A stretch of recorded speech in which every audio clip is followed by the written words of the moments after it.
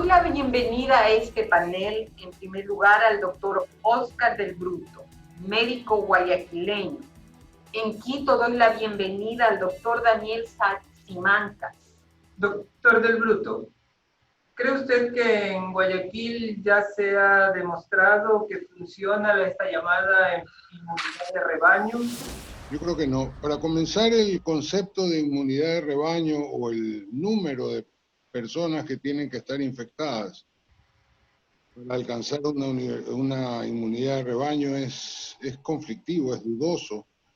Es un concepto que inicialmente se utilizó en animales. En humanos se estima que hay un artículo en Science reciente, pero tiene muchas críticas. Ellos hicieron un modelo y sugirieron que con el 50% de la población uno podría entrar en inmunidad de rebaño. Yo no sé qué porcentaje de la población de Guayaquil está infectada. Podría ser un 30% probablemente, pero aquí tenemos dos cosas importantes para considerar. Primero que no se sabe si la inmunidad es permanente, es decir, gente que ha sufrido la enfermedad, que ha desarrollado inmunidad, no se sabe cuánto tiempo va a permanecer esa inmunidad en ese individuo. Y segundo, estamos entrando casos nuevos, lo cual tiene toda su razón de ser porque Guayaquil siempre ha sido una ciudad que acoge problemas del país. Pero estamos recibiendo gente infectada de afuera, y gente grave, y gente que viene con familiares. Y eso puede eventualmente producir un rebrote en médicos y en los contactos de los familiares que, esperando afuera de los hospitales, pues van a tiendas a comer, etc. Entonces,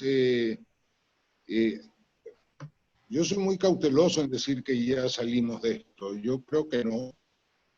Y probablemente sí tengamos una segunda ola, aunque no lo puedo garantizar. Doctor Simancas, se ha hablado mucho del tema de la tasa esta de transmisión y cuando una ciudad excede este porcentaje, el número de reproducción efectivo, lo llaman aquí localmente estudios de la Politécnica Nacional, este valor debe ser menos de 1, es decir, cada infectado debe a su vez contagiar a menos de una persona, esto se habla. Al analizar los casos de Quito y de Guayaquil, entendemos que la dinámica está en crecimiento y no ha sido contenida. ¿Nos puede ampliar esto? Sí, en efecto, si usted puede controlar la tasa de reproducción de un virus, es un indicador muy confiable para relajar o no las medidas, para dirigir la política sanitaria.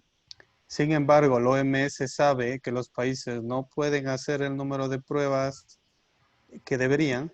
Y el Ecuador es un caso muy particular porque hace mucho menos que sus vecinos. Pero si es que tú no puedes calcular o si esto no es preciso porque no haces el número de pruebas adecuado, tienes otros parámetros que te podrían ayudar.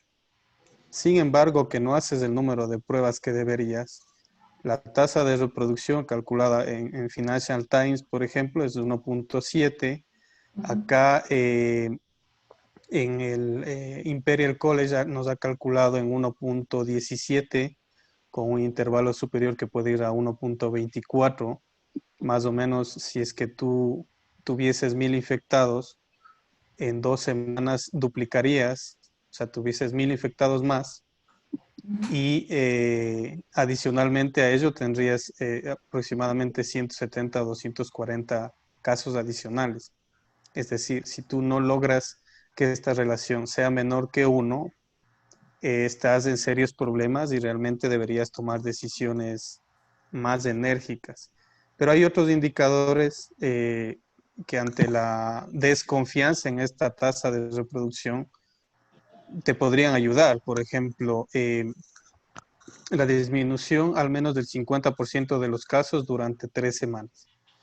Entonces, en el caso de Guayaquil y de Guayas, tú sí viste una disminución ostensible del número de casos, pero en Quito nunca lo viste. Es un crecimiento sostenido con unos picos que se produjeron en mayo, que se produjeron en En la junio. primera semana de julio.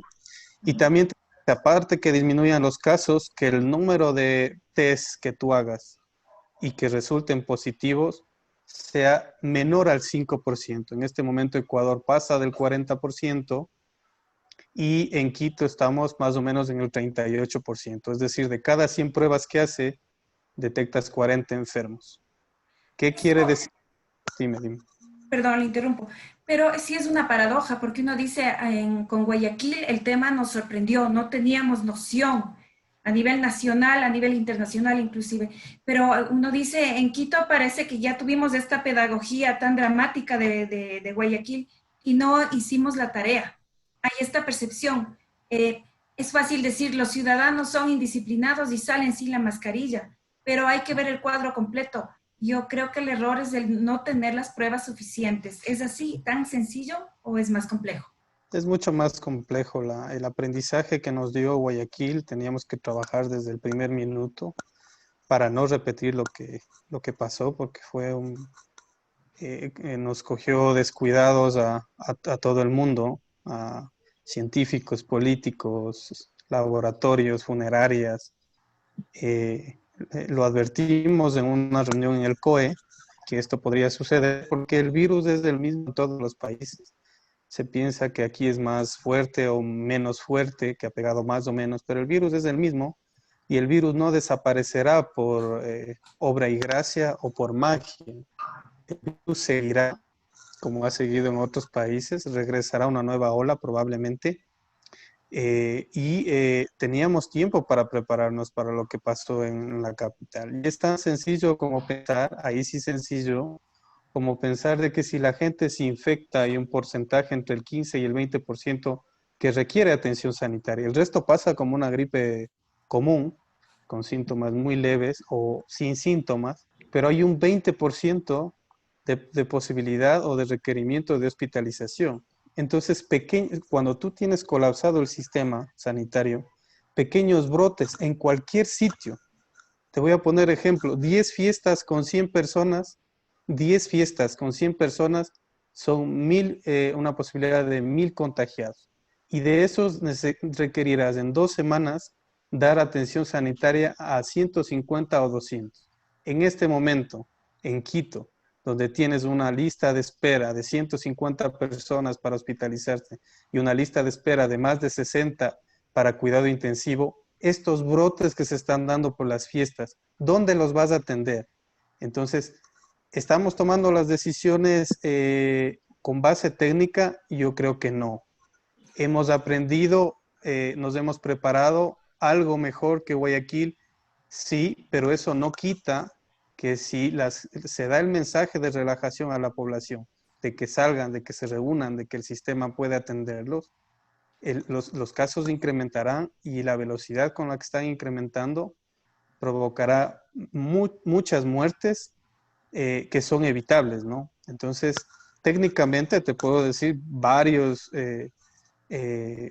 criterios que dice OMS, y no solo OMS, sino Lancet también, o algunos criterios con los cuales tú puedes evaluar la pandemia y de los cuales para un desconfinamiento responsable que se llama, no hemos cumplido ninguno prácticamente. Y hay la posibilidad de que Quito, dado cómo está evolucionando la pandemia, llegue a tener un número parecido de muertes como Guayaquil. Yo no creo que Quito llegue a eso, pero sí creo que va a llegar a un porcentaje de infección muy alto, perdón, y que las autoridades de salud van a tener que aprender a manejar esto, sobre todo las zonas de terapias intensivas, y aumentarlas, mejorarlas. Veo que hay muchas carpas del ejército que están ayudando, que de una u otra manera podrían ser puntos de cuidados intermedios, si se puede decir así, para mejorar o reducir la mortalidad de los pacientes en Quito. Doctor Simancas, ¿nos puede comentar cuándo advirtieron ustedes en reunión del COE sobre la gravedad de Quito? Porque tengo la información de que fue en febrero. antes de los eventos de marzo, que ya hubo una especie de aviso médico sobre la gravedad o la magnitud de lo que se venía. ¿Es así? Bueno, nosotros realizamos un modelo matemático y lo presentamos a las autoridades. Luego es decir, el primer modelo que lo hicimos más o menos en marzo, pronosticaba el pico en Quito de la segunda semana de mayo. El segundo pico lo pronosticamos antes de que se cambie a amarillo, antes que la ciudad de Quito cambie a amarillo, justamente con las variables que podíamos tener en ese momento. Es decir, el modelo no se hace con el número de casos diarios. El modelo utiliza variables y hace una proyección que se va controlando con el reporte de los casos diarios, que es un estimador sesgado porque tiene 2 semanas de retraso, además de la información y la falta de transparencia en el número de pruebas, no ayuda mucho a los epidemiólogos. Y advertimos que se venía un pico, quizá no tan explosivo como en Guayaquil, pero que sería la primera semana de julio. No hemos cambiado esa idea, hay personas que quieren desprestigiar ese modelo, nunca lo hemos cambiado, tenemos 2 picos hasta ahora, uno en mayo y otro en julio, y en julio ustedes tienen los datos que en julio se produjeron 700 casos diarios, el 1 de julio aproximadamente, y luego fueron bajando 600, 500, 300, luego 400, 500, esos datos dependen del número de pruebas diario y del registro y del reporte. No hemos cambiado y eso advertimos que un cambio de semáforo provocaría un incremento ostensible en los contagios. ¿Qué es lo que se propuso desde la academia, la Universidad UTE? Se propuso modificar el semáforo rojo, permitiendo algunas o disminuyendo algunas restricciones para que no se vea el impacto, porque lo que no entienden en el COE es que cuando tú das la imagen de que se cambia de semáforo, en vez de modificar las restricciones, la gente piensa que puede salir y puede salir con su familia y puede salir a los parques y ya mismo puede salir a la playa. Y esa falsa sensación de seguridad a través de un mensaje de estar haciendo bien las cosas es lo que hace que a pesar de las restricciones la gente no la cumpla y siga movilizando. Obviamente hay una corresponsabilidad de personas irresponsables que están provocando el incremento también de contagios. Es decir, en resumen, lo advertimos antes del cambio de semáforo en la capital y no se tomaron las consideraciones que se debían. Pero digamos, parecería un poco irreal o un poco utópico pensar que todo el mundo puede estar en esquemas de confinamiento en la casa con una economía ya agobiada, con necesidades de producción, de generación de recursos diarios. No es gente que puede decir, bueno, han tenido ahorros con una economía con tanto nivel de informalidad. Digamos, ¿cuál hubiera sido una salida más realista? No es realista decir todo el mundo va a estar en la casa conteniéndose porque tiene reservas para comer y tiene reservas para sobrevivir económicamente. Lo que tú has dicho es clave. Un confinamiento, 2 confinamientos, 3 confinamientos, como ha hecho otros países, tienen que ir de la mano de un apoyo. Es mucho más barato apoyar a estas familias que no tienen recursos, que están saliendo con sus familias a vender una mascarilla, a vender un poco de fruta, a contaminarse en los mercados. Es mucho más costo efectivo que esta gente permanezca en casa con la ayuda humanitaria que se requiere, con medicinas, con vigilancia epidemiológica, que permitir que esta gente se infecte y muchos de ellos requieran hospitalización.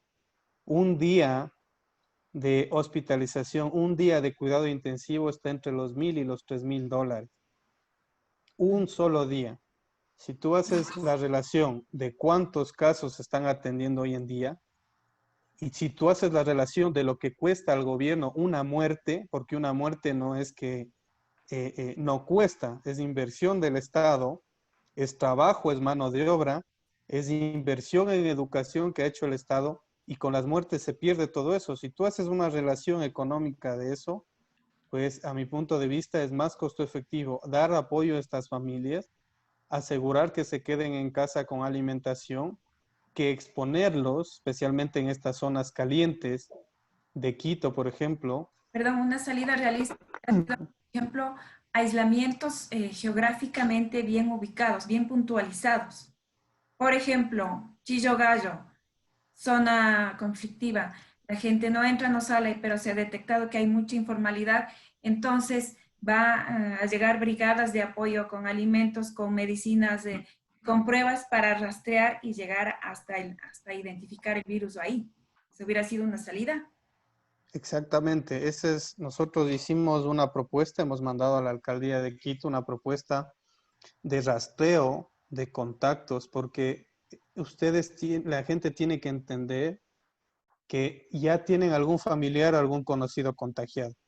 Sí. Y que quizá alguno de ustedes estuvo en contacto con esa persona, perdón, y no tienen ni idea qué hacer, a quién llamar, si estaré en riesgo, si no estaré en riesgo. ¿Cuál es el seguimiento? Ese es el seguimiento epidemiológico.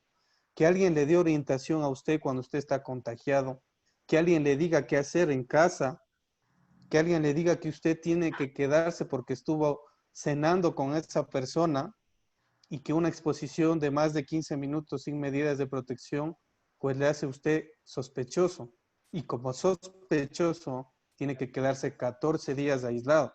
Hemos hecho una propuesta para rastrear los casos y los contactos de las 7 parroquias de más alto contagio en Quito a través de estudiantes de medicina que van a hacer llamadas telefónicas, que no se van a exponer y que van a estar todos los días llamando, preguntando, mirando las necesidades. Pero el tema aquí es, si no recibimos apoyo, llamamos y dicen, es que no tengo que comer, es que no tengo para medicinas, es que no tengo mascarillas.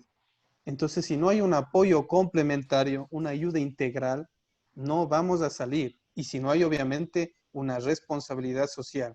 Entonces, esta triada de la vida, hay que agregar otras cosas, el respeto, la comunicación, el autoaislamiento y el compromiso político de ayudar a estas familias que no tienen con la provisión de los insumos que necesitan para soportarla.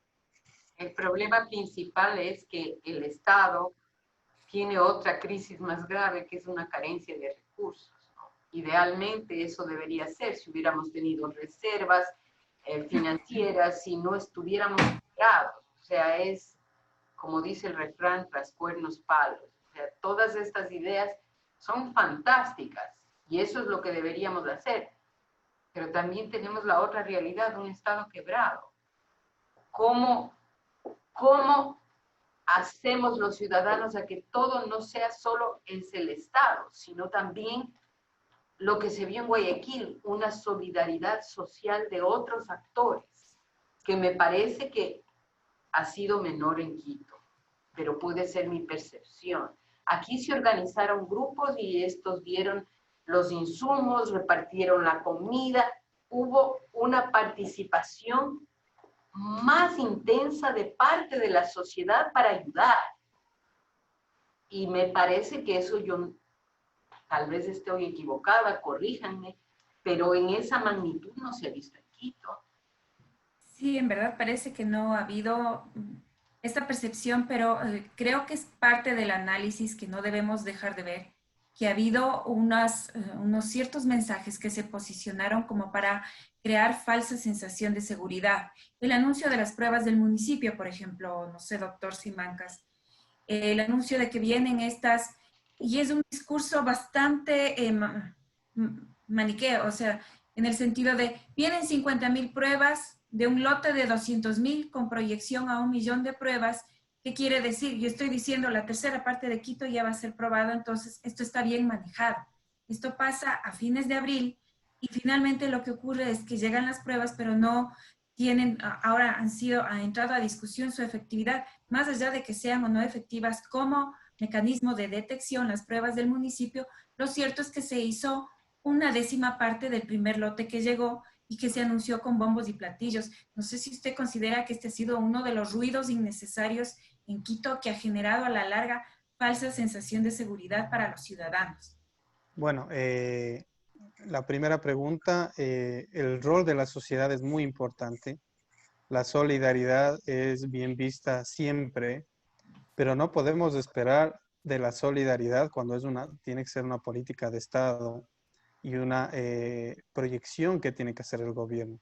Lo que les he dicho es que es más barato hacer esto, que parece que es utópico y real, el apoyo a las familias, es mucho más barato que estar comprando y adaptando unidades de cuidado intensivo, que son costosísimos. Estamos hablando de $3,000, $4,000 diarios que cuesta, y que si uno compara la inversión que está haciendo el Estado, está esperando que la gente enferme cuando tiene que ir a la casa a buscarlos, darles el apoyo para que no se compliquen y no se agraven y no requieran cuidado intensivo. Entonces, la reasignación del gasto es una estrategia de salud pública. Se debería considerar reasignar el gasto. Y luego estoy de acuerdo, obviamente, que debería la sociedad civil, los empresarios reunirse como pasó en Guayaquil y basado en evidencia científica, eso sí, no distribuir tratamientos a diestra y siniestra como pasó en Guayas, sino basado en evidencia científica, como dijo el doctor Oscar. Hay tratamientos que ya podrían ayudar a disminuir las complicaciones, empezar a intervenir precozmente a la población. Entonces hablamos que el gasto no está siendo bien dirigido quizá, y que así incrementes carpas, médicos, atenciones. Si no haces la vigilancia epidemiológica, si no ayudas, si no aíslas a los enfermos, vas a seguir teniendo más contagios y no habrá hospitales que soporten. Estoy de acuerdo en que debería haber más solidaridad entre las personas y ha habido hasta un punto de discriminación de los enfermos, por lo cual ha empeorado el manejo de los datos. Si tú preguntas a una persona de una tienda, ¿usted ha tenido síntomas? Te va a decir que no, porque tiene el temor de que le cierres la tienda, de que le aísles. Entonces no hay una educación, no hay un compromiso. Con respecto a lo que me decías de las pruebas, yo creo que la estrategia de comprar masivamente las pruebas es la adecuada. Tuvimos reuniones con el consejo y se sugirió la compra. Yo no tengo entendido, no tengo evidencia de cómo se hicieron las compras, si hubo corrupción, si no hubo corrupción. No es un tema que yo lo manejo, pero esa es la estrategia. La estrategia es hacer masivamente las pruebas y no solamente a los enfermos. Tú tienes que, por ejemplo, en el hospital tienes 70-80% de resultados positivos de cada 100 pruebas. Cuando hay familias enteras esperando que le diagnostiques para saber qué hacer. Y si no puedes diagnosticarle, tienes que capacitar. Tiene que haber alguien en el teléfono que te ayude, que te apoye y que te diga usted no salga, y que hable con el jefe y que le diga, mire, este paciente está contagiado. Si esta persona sigue trabajando, va a contagiar a toda su empresa. Y usted va a perder, en 2 semanas va a perder a la mitad de sus trabajadores. Y haciéndole entender, yo creo que la sociedad, capacitándole, podemos salir de esto juntos. Es decir, no veo el tema de las pruebas como una decisión equivocada. El tema de compras no me meto. No pienso que esto de las pruebas te da una falsa sensación de seguridad en el caso de la PCR. Sí, en el caso de las pruebas rápidas, ojo, las pruebas rápidas tienen poquísima capacidad para ser confiables cuando el resultado es negativo. Entonces, manejar la pandemia con pruebas rápidas en empresas es un riesgo. Es muy confiable quizá cuando sale positiva, pero es muy poco confiable cuando sale negativa. Y hay que manejar clínicamente, es decir, con un médico, con un epidemiólogo, porque si esta persona, a pesar de su resultado negativo, cenó o almorzó con una persona contagiada, tiene altísimas probabilidades de estar contagiada y que su resultado sea equivocado. Perdón, en el caso de las pruebas de Quito, no me refería al tema en sí de la compra, sino de la implementación en el tiempo. Estamos hablando 2 meses más tarde o casi 3 meses más tarde, no se han hecho las 100,000, eso es evidente. no sé, se han hecho ni 12,000. Entonces, Exactamente. La ese- capacidad de gestión ajá, es totalmente inadecuada. No se pudieron gestionar la realización de las pruebas. Esas pruebas debían ser hechas hace mucho tiempo, pero la idea de la compra masiva es la que yo respaldo y de ahí el proceso de implementación ha sido engorroso, ha tenido problemas, estoy consciente, pero deberíamos apoyar esa estrategia y no solamente de la alcaldía. ¿Por qué la empresa privada no compra estos equipos? Y en todo el país. ¿Por qué no se juntan los empresarios y compran equipos automáticos para duplicar o triplicar el número de pruebas y que sean gratuitas? ¿Por qué una familia que no tiene dinero no puede acceder a una prueba y tiene que gastar $120 para realizarse un examen y cuando cada tiene uno? que hacerle a la mujer ya no le hace porque no, ya no tiene más dinero? Muchísimas gracias por esta amplia explicación que nos ha dado sobre los tratamientos y sobre lo que deberíamos hacer y cómo prepararnos en definitiva para este evento tan traumático como es esta pandemia.